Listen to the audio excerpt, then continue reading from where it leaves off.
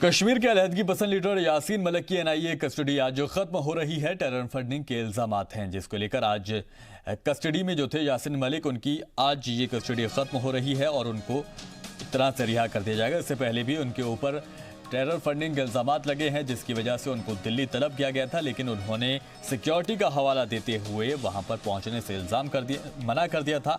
लेकिन यासीन मलिक को अब कस्टडी में लिया गया था जिसको आज ख़त्म किया जा रहा है।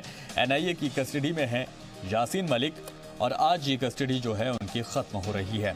पिछले कई दिनों से कई मरतबा ऐसा देखने को मिला जब अलहदगी पसंद लीडरान को लेकर एनआईए ने ये कार्रवाई की है और उन्हें दिल्ली तलब किया है, लेकिन कई ऐसे नाम रहे हैं जिसमें यासीन मलिक का नाम भी है जिन्होंने आने से इनकार कर दिया था और अपने सिक्योरिटी का जो है हवाला इसके पीछे दिया था। ज़्यादा अपडेट के लिए सैयद तजम्मुल हमारे श्रीनगर से ब्यूरो चीफ जुड़ गए हैं। तजम्मुल, आज एनआईए की कस्टडी से एक तरह से आज़ाद हो रहे हैं यासीन मलिक।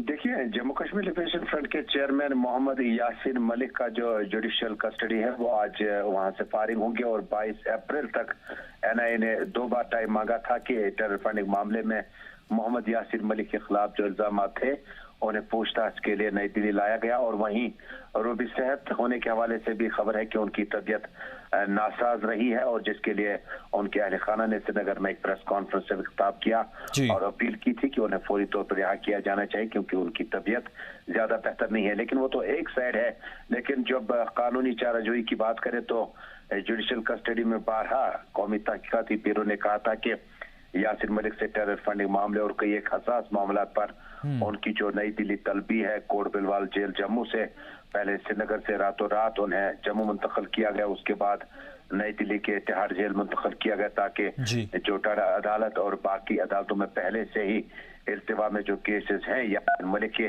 उनको भी सुना जा सके। क्योंकि कई एक पहलुओं के बाद जैसे कि JKLF के सरबराह यासीन मलिक को इंडियन एयरफोर्स रुपया सहित अगवा मामला और बहुत सारे मामले हैं जिन्हें उन्हें टाडा अदालत में हाजिर होना होता है।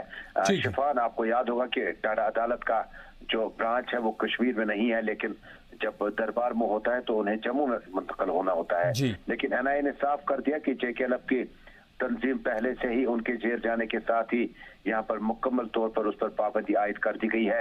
लेकिन राहत की खबर यह है कि आज ये जो जुडिशियल रिमांड है वो मुकम्मल हो जाएगा। और जिस तरह से भूख हड़ताल पर यासीन मलिक बैठे थे तो इसको भी एक वजह बताया है उनकी बहन ने जो कल प्रेस कॉन्फ्रेंस की थी।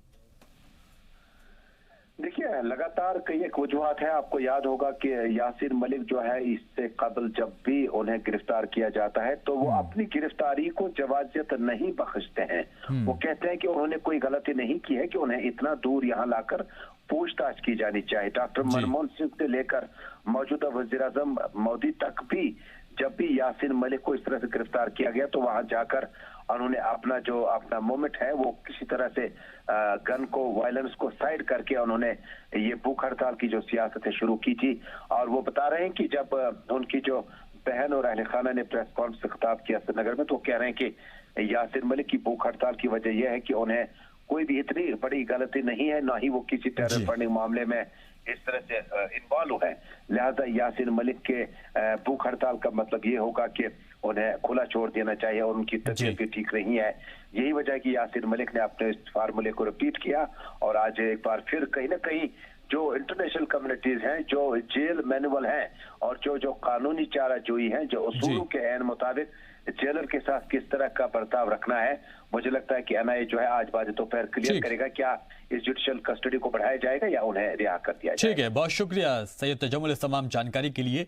तो यानी कि JKLF जो कि जिस पर पाबंदी आयद कर दी गई है उस तंजीम के सदर यासीन मलिक आज टेरर फंडिंग के इल्जामात में जो बंद थे उनको रिहा करने की बात हो रही है। कस्टडी से उनको आज़ाद किया जा रहा है और भूख हड़ताल पर वो बैठे हुए थे और वजह ये बताई गई थी कि उन्होंने इतने बड़े काम या इतने उनके गुनाह नहीं है जिसकी वजह से उनको परेशान किया जाता और बार बार जम्मू कश्मीर से उनको दिल्ली तलब किया जाता है। इससे पहले भी जब उनको एनआईए ने तलब किया था दिल्ली में पूछताछ के लिए तो उन्होंने यही दलील दी थी। एक तो सिक्योरिटी को उन्होंने अपनी दलील बनाया था तो दूसरा उनका सेहत का हवाला भी उन्होंने दिया था। बावजूद इसके आज उनको कस्टडी से रिहा किया जाएगा।